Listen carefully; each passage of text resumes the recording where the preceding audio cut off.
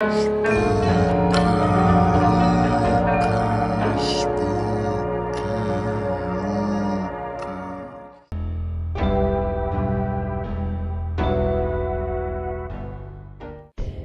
all you creeps and ghouls, welcome to the Hollyween Spooktacular. I'm so glad that you could join me today.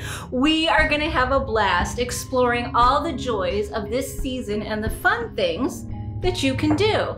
Yes, I dressed for the occasion in my favorite thing in the world, clowncore. Are you into it? Are you scared of it? Don't be scared, it's just me, Mrs. C. For clown? Anyway, let's talk about a few things before we get into all the fun we're going to explore today. What are your top 10 favorite movies of the season? They don't have to be scary or horror related, but it helps if they are, right? I'm going to tell you what mine are, and then you tell me yours in the comments below. Okay, number one for me is The Monster Club. As I've said in a previous season of my show, we're in the off season now, but I talked about the movie Monster Club and how amazing it is. And I think that you need to go watch it if you haven't yet. It stars the amazing Vincent Price, and I don't think you want to miss out on this one. Okay, my second one would be The Greasy Strangler. Have you seen it? Let me tell you, this movie is just the greatest thing ever, and I love it, and I love the actors in it, and you know, it's a crazy one, and it is worth every moment of your time. Yeah, you'll never forget The Greasy Strangler. You'll never forget The Greasy Strangler once you've seen it, and it lives in my heart forever. All right, number three, Halloween. Heard of it? I'm talking about the original. All right, John Carpenter's Halloween with Michael Myers. Get into it, kids. That's the one. All right, number four, Killer Clowns from Outer Space. Hi. Did you not know that that would be on my list? I adore clowns, and Killer Clowns from Outer Space is one of the greatest movies of all time. I don't even wait till October to watch it. All right, Vampire's Kiss. Have you seen it? In my opinion, Nicolas Cage's greatest work, next to, well, soon followed by the movie Mandy, which I'll use as like a bonus movie of this time of the year because man, do I love Mandy. Oh, you guys, so good. But Vampire's Kiss, a definite must-see, especially if you're a Nicolas Cage fan and you haven't seen it yet, or you just want to watch it again, and I'm reminding you that that film exists and it's amazing. Go watch. All right. The next one would be Ghoulies. You guys, the Ghoulies are so great. I can't get enough of them. I watched all the movies, including When They Go to College. Highly recommend you see that one. All right, but original Ghoulies, love it. On my favorites. Soon to be followed by Critters. Do you guys even critter? Because critters are like the greatest, cutest things in the world, and I wish I had one of my own. I love Critters. It is top notch. Okay, then we're going to go with one that I just saw for the first time this month, and it is literally already on my top 10. That's how much it impacted me. It's called Microwave Massacre. It is amazing and silly and crazy, and I can't explain it. All I can say is it's on my list. If you're making a list of your own, put it on there. It is totally worth the watch, all right? Okay, two more. I'm gonna go with Manos and the Hands of Fate. It is an amazingly horrible old horror movie, and it's just too good not to be seen. So if you have not seen it, please take the time to go take a watch. I don't think you'll regret it. If you don't like it in the first 10 minutes, you're not gonna like it. Don't waste your time, but it is a good one. And last but not least, I have to go with The Great Pumpkin, Charlie Brown, because it holds a place in my heart forever, as do all of the Peanuts holiday specials, but The Great Pumpkin is super duper special. So, what is your list? What is your top 10 of October that you like to watch, or just the season in general? I'd love to hear it. Let me know. And hey, enjoy this spooktacular show.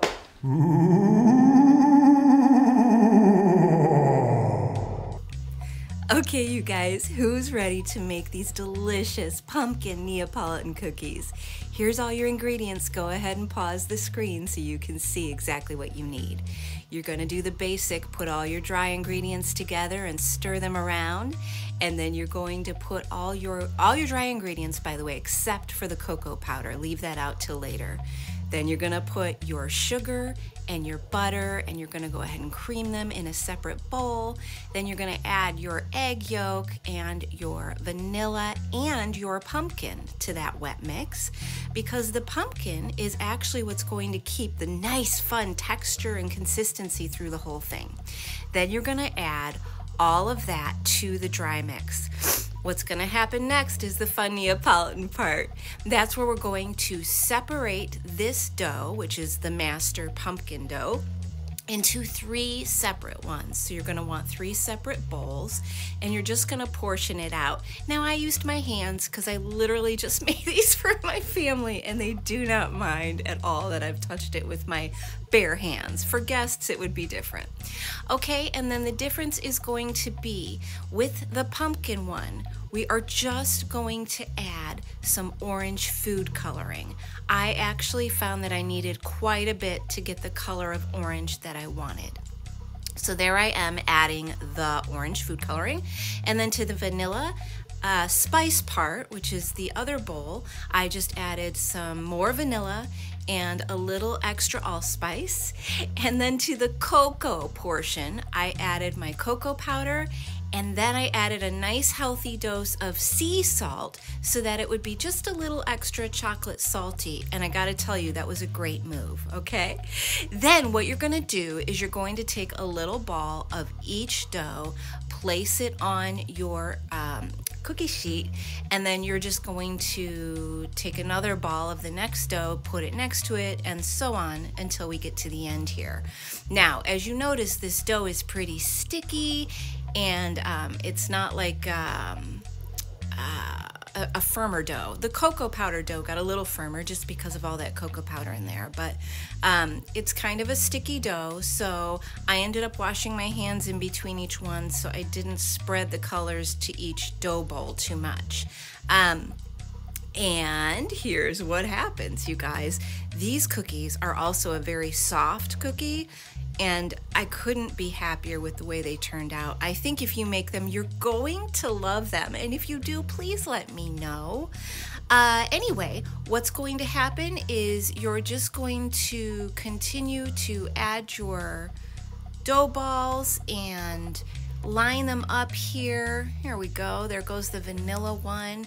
And again, what I added to the doughs when I separated them was beyond the recipe, right? So the amount of food coloring I added was more than the recipe called for.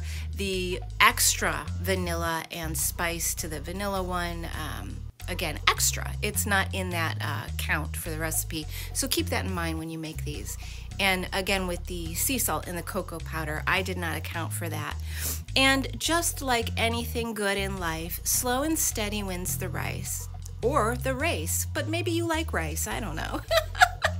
Anyway, you know, take your time. Test each dough, make sure it tastes like you want it to before you go ahead and keep adding any more, right? Like, take it slow, take your time. Baking is a science. Now, quick pro tip. When your cookies are in the oven, they're gonna go in at 350 for about 15 to 20 minutes, depending on the size of your cookies. The way you know that they're done is you try to take the cookie and just rotate it, slide it a little. If it slides on the pan easily, it's ready to go. If it still sticks, it needs more baking time. Okay, that's just my little pro tip for you guys. It works every time. Very dependable, and something you can use with all cookies, biscuits, scones, things like that. If it slides, it's good to go. All right, here they are. Pardon my shaky camera work, but they were delicious. I got my bite in, and I think you guys are really gonna love this one.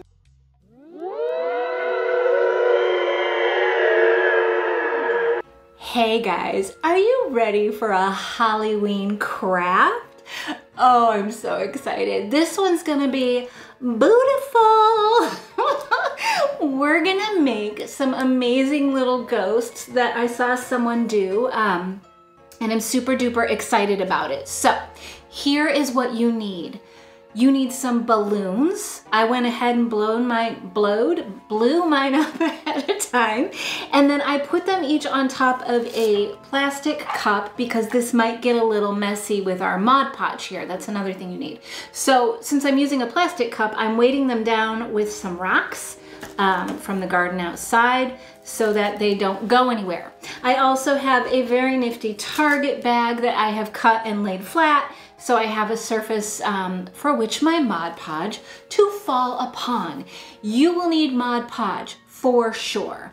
3 balloons, something to set them on, and then I'm doing 3 ghosts. 3 just scraps of different fabric. Now, I happen to do a great closet clean out this season, and instead of giving away 3 of the items with fabrics I loved, I decided to go ahead and repurpose and recycle them for this craft. So I urge you, before you go buying anything, if you have some old stuff that you need to go through, and it's fabric that you love, cut that fabric up and save it for yourself in case you want to do some crafts with it in the future, right?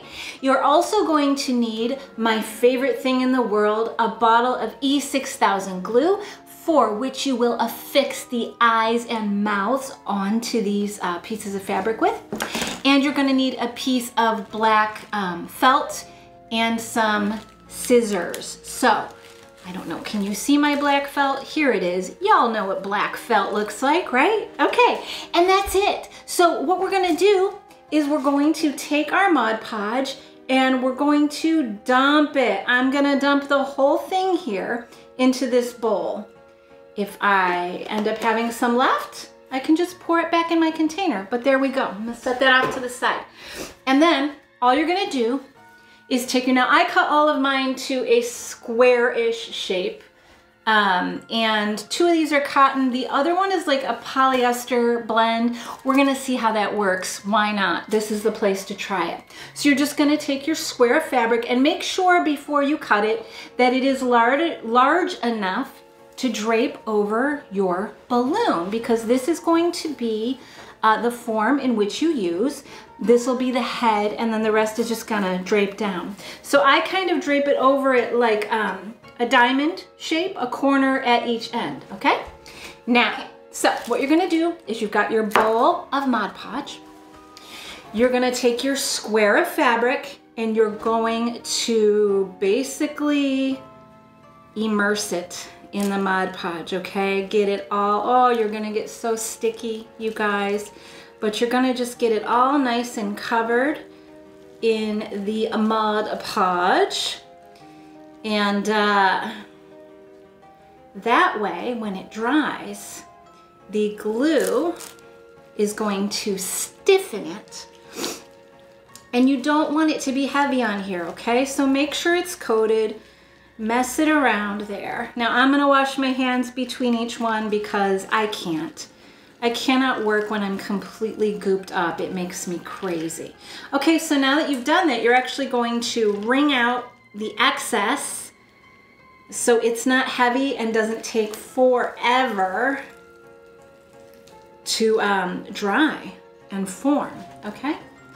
Once you've got that set and you're sure it's all covered, again, trying not to fling glue everywhere, you're going to take it and drape it. Make sure you've got it all flattened out here. You're gonna drape it 4 corners over the balloon.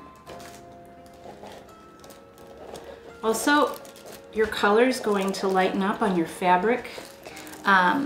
What I'm going here for is a very vintage bedsheet kind of look, which is why I went with some floral and even a tie-dye pattern for one of these.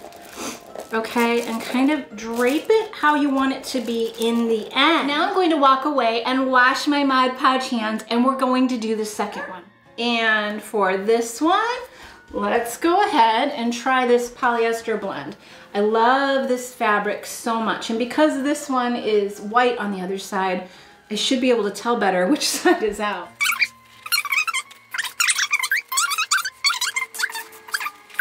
Okay, time to wash the hands again. Be right back. Piece of fabric, which is this lovely tie-dye.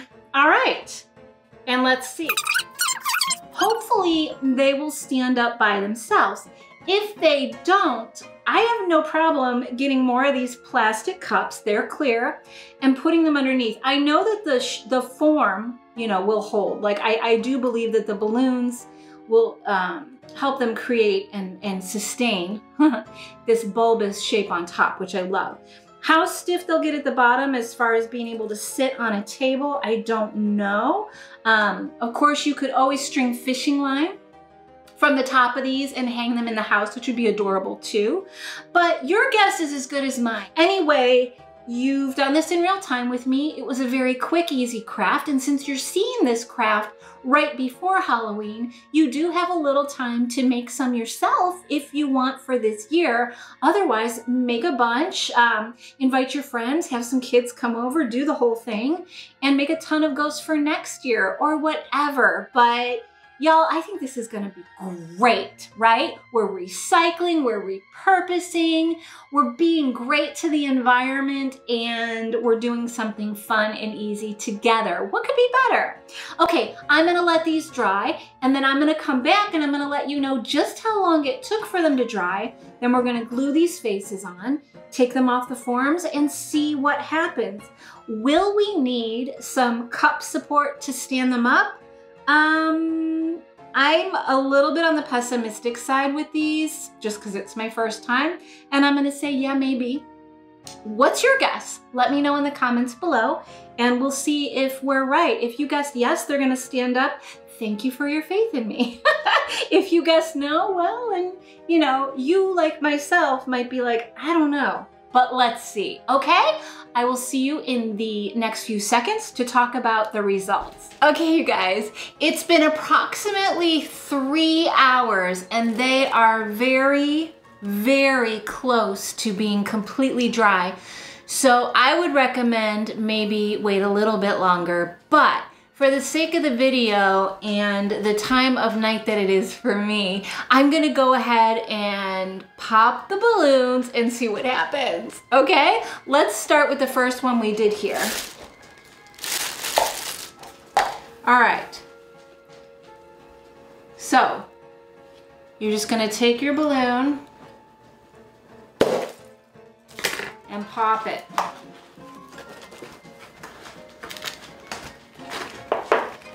Now,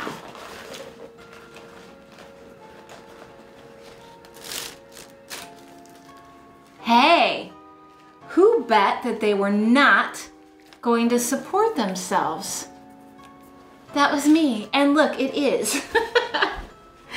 Amazing. Okay, so as you notice, when I popped it, it deflated up here a little bit on the top.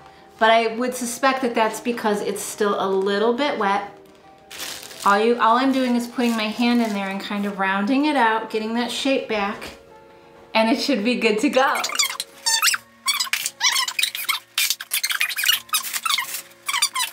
Now that I have them all facing the way that I want them to, it's a great time to go ahead and glue on the faces. So what I did was I took my black felt and I just cut out 3 sets of eyes and 3 mouths, and now I'm going to glue them on with my E6000 glue, okay? Just cut them out however you want. Here's an eye, and as soon as we come back, I'll show you what they look like.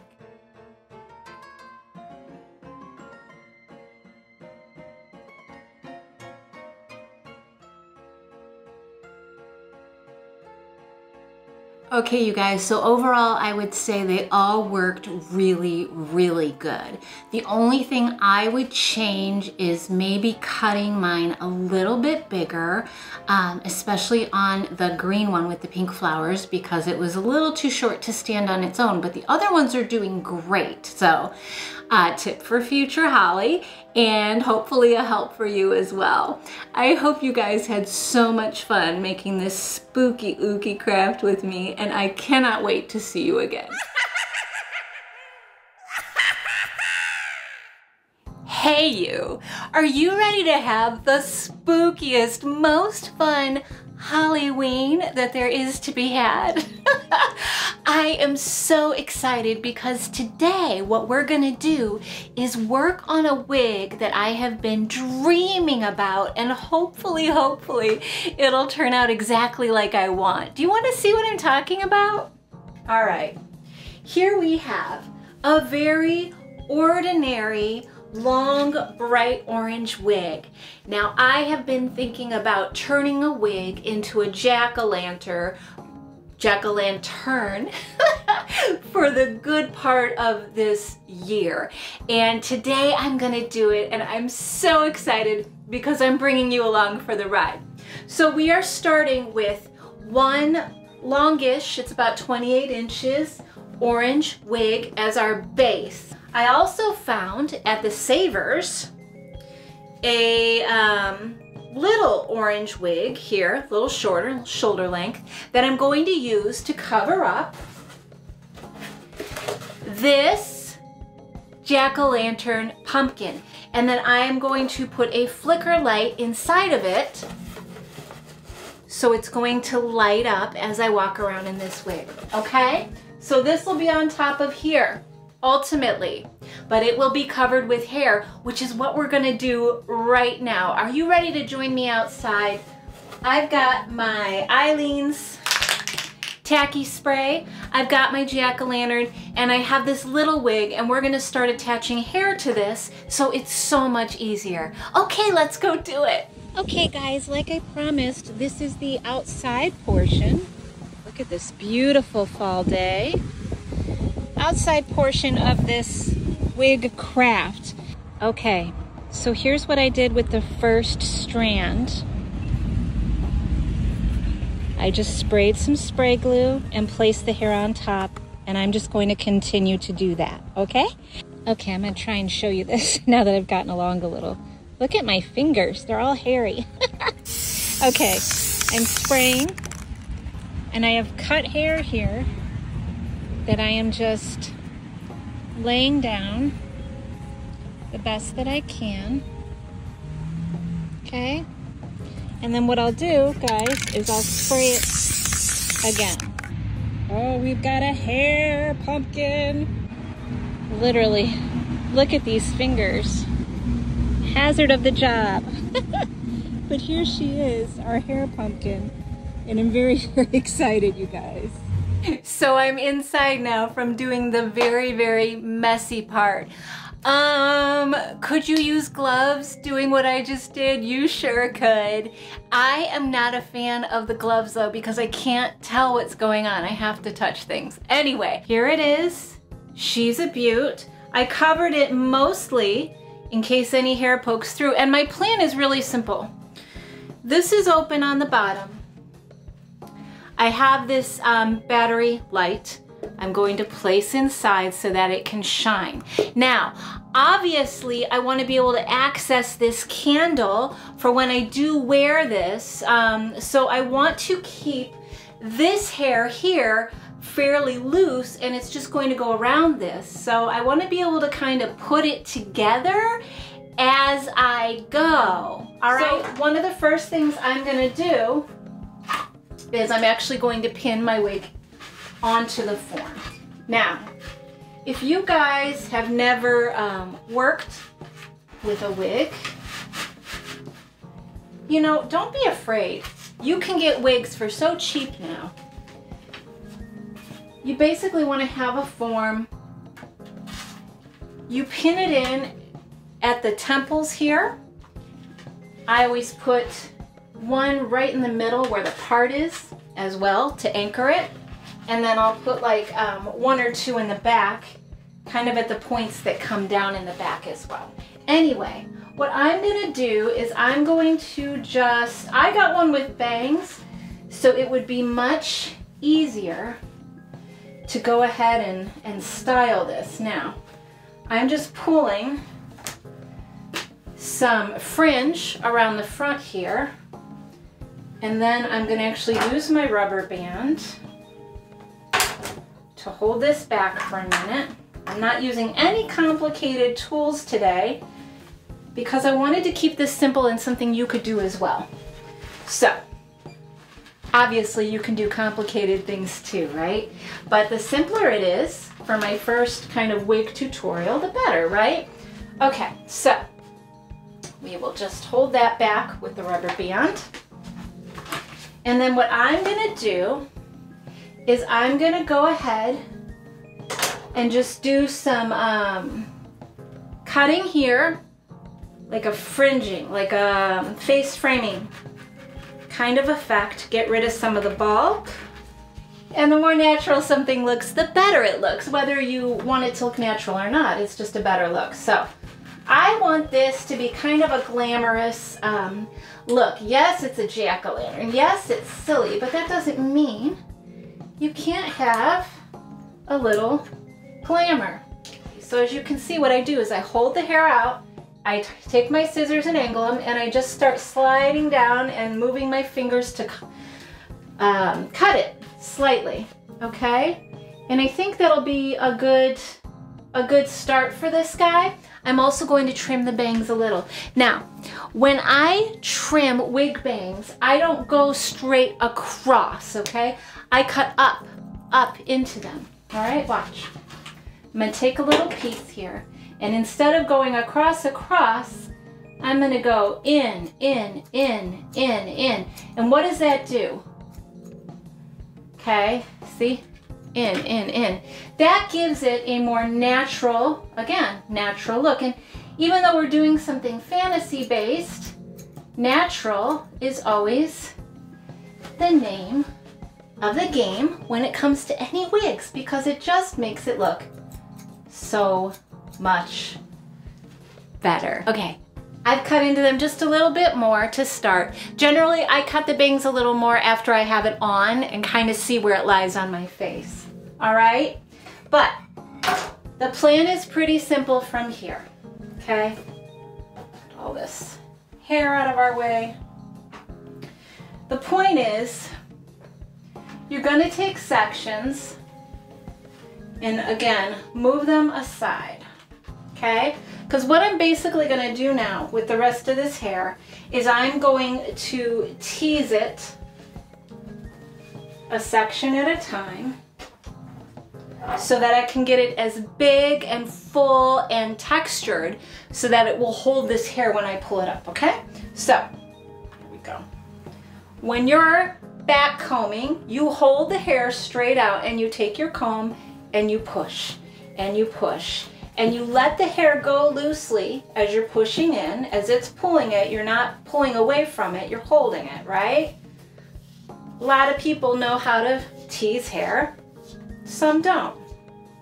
Okay, so you can see that it's standing on its own, and it's gonna end up being pulled up here, no big deal, okay? We're going to leave these fringy pieces out along so there's a more natural thing. Now, one of the things you wanna do too is right along the base where you're going to see the wig line here, you kind of want to hold your hair down and tease it tight to that so you don't have that look of, hey, that's a wig. That way there's something there to kind of cover it up. You kind of get in tight and close to that line and do that thing where you take your comb and you're pushing it towards that hairline, okay? Now I'm going to do some more of this teasing.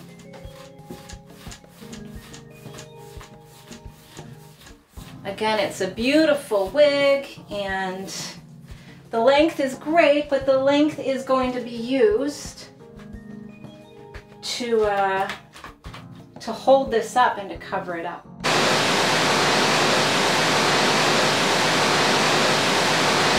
Okay guys, quick change. I decided I absolutely cannot let this wig go so sloppily. I need to make it a permanent fixture. So I have my E6000 glue and my scissors.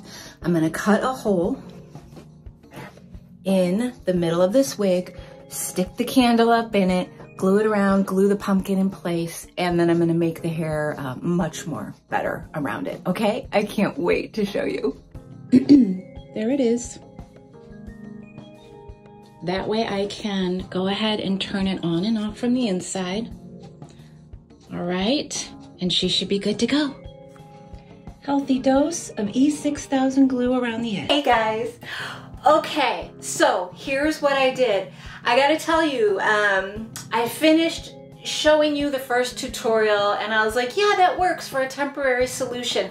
But I really don't want a temporary solution. I really felt like I would be cutting the experience short for myself and for you if I didn't try and find a more permanent way to make this wig so that it can live on in infamy and I can wear it year after year. As I have shown you, what I did was I made a hole with just my hair cutting scissors in the middle of the wig, and I popped the little candle, which is in there now, up through the hole, put a little bit of E6000 glue around the perimeter of that little candle, a little higher up than the base, so that it would kind of settle into the wig cap and the wig.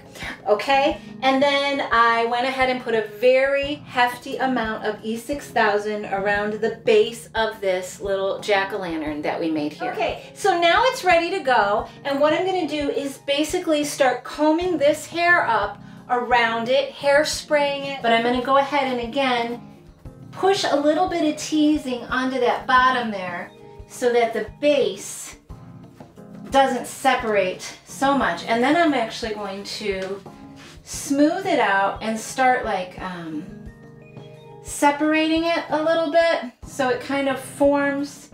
And I even want to kind of go with the wave pattern I have on here. And then I've got the Got To Be Glued hairspray that you can just get at Target or wherever. It holds really well, okay?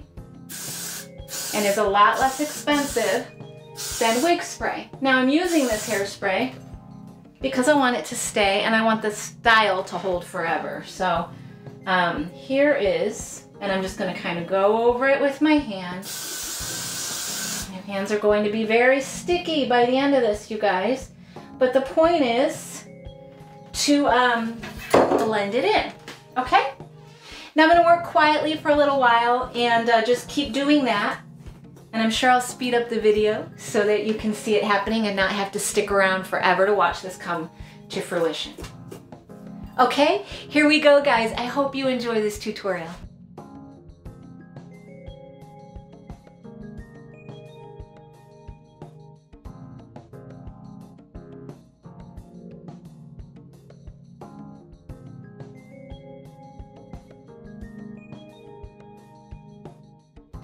Okay.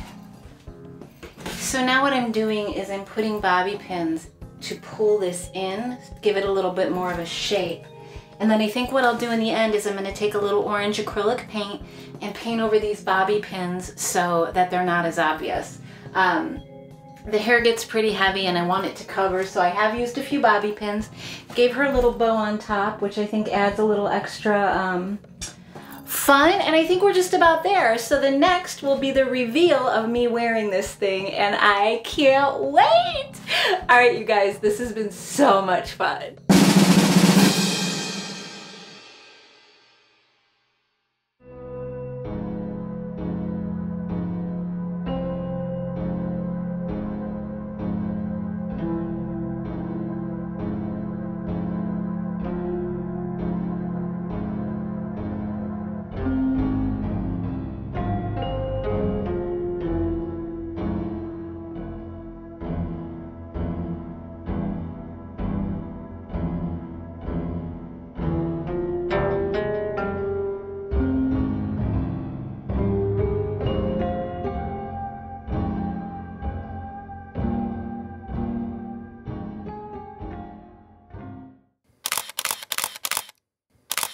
Okay guys, what did you think? Did you have a blast? Was it spooky enough for you?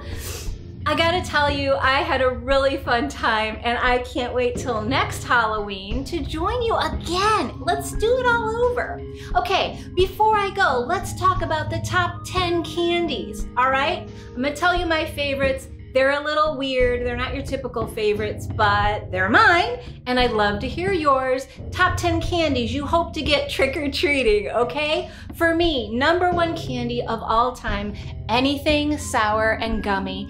Hand it to me. Give it to me in giant bowls so I can just gobble, gobble, gobble it up like the little goblin that I am. I love sour gummies.